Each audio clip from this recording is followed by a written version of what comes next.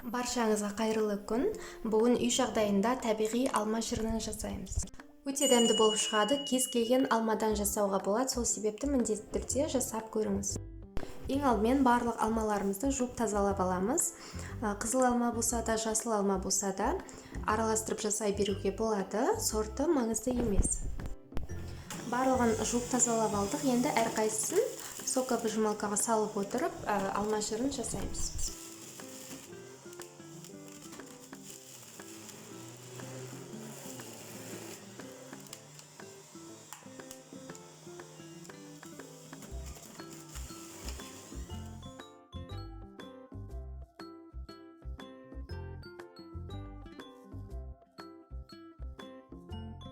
Мінекей біздің нағыз табиғи алма шырынымыз дайын болды.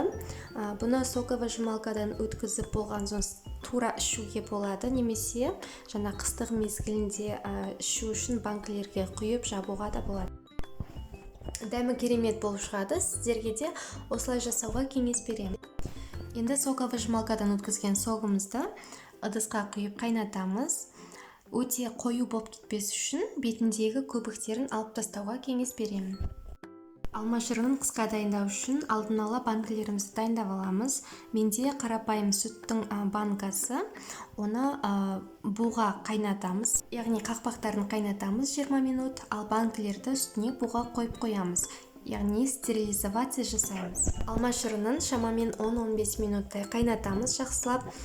Бетіндегі көктерін алып тастаймыз және қайнап тұрған кезінде дайын банкілерімізге құйып жабамыз. Осындай дәмді алма шырынын сіздерге де жасап көруге кеңес беремін.